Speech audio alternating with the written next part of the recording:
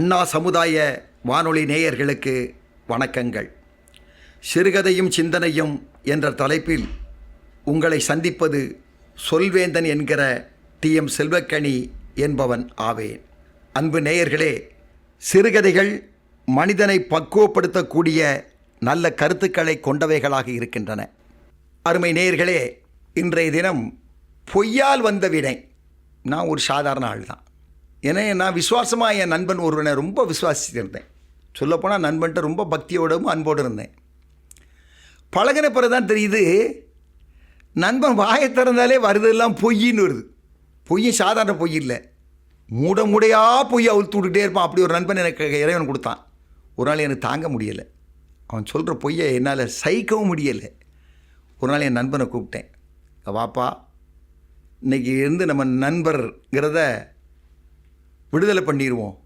உன்கிட்ட நட்போடு இருக்கிறது எனக்கு விருப்பம் கிடையாது.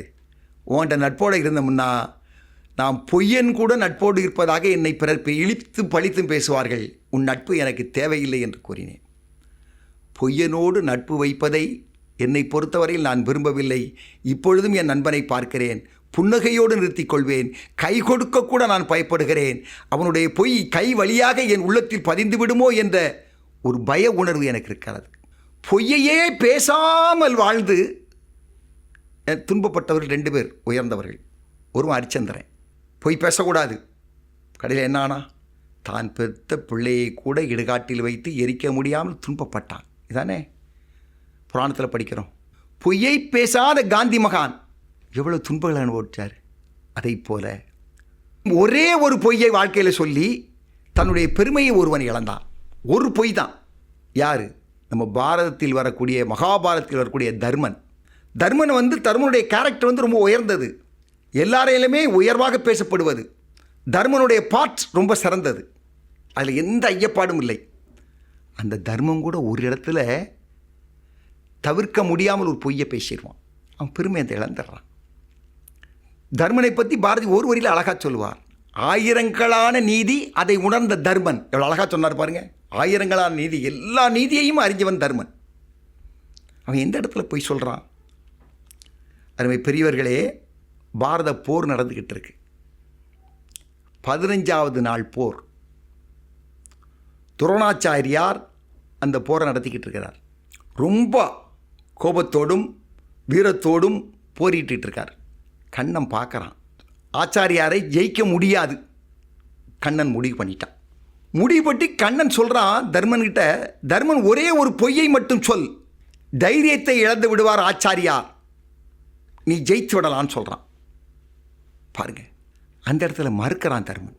இருந்தாலும் கண்ணன் ஆணையிட்டான், சொல்ல முடியலை, தவிர்க்க முடியலை.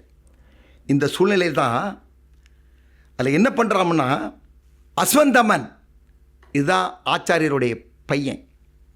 இந்த போரில் அவன் இறந்துட்டான்னு மட்டும் சொல்லு, அவர் அப்படி மனம் தளர்ந்துருவார், ஆயுதங்களை கீழே போட்டுருவார், போரில் நீ ஜெயிச்சிடலாம். இது கண்ணன் சொல்வது. அதே போல் என்ன பண்ணுறான்னா, பீமன் அஸ்வந்தமன்கிற ஒரு யானையும் அங்கே இருக்குது அந்த படையில். அஸ்வந்தமன் பேரில் 2 பேர் இருக்கிறாங்க.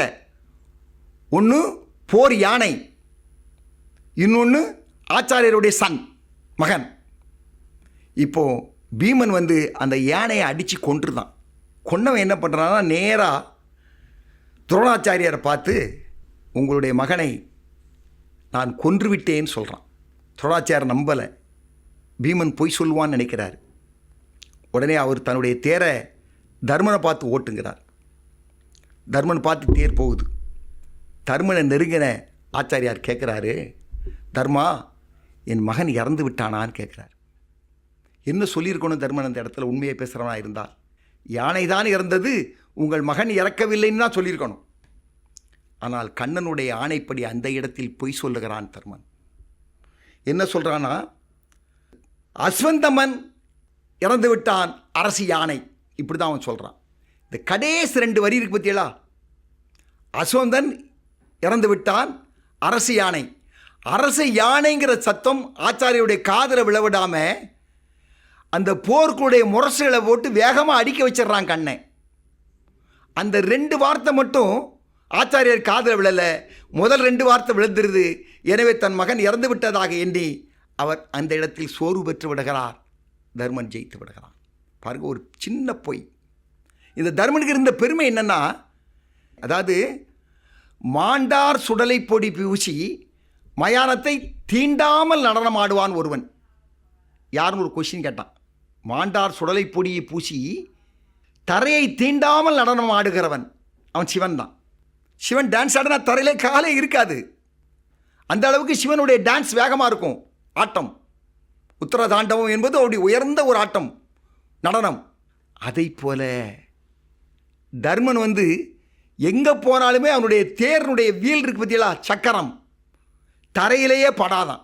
தரையிலே படாமல் தான் தர்மனுடைய தேர்னுடைய சக்கரம் 4 இன்ச்சு உயரத்தில் தான் போகுமா. அப்படி ஒரு பெருமை தர்மனுக்கு மட்டும்தான் இருந்தது. எங்கே போனாலும் அவனுடைய தேர் அப்படி தான் போகும்.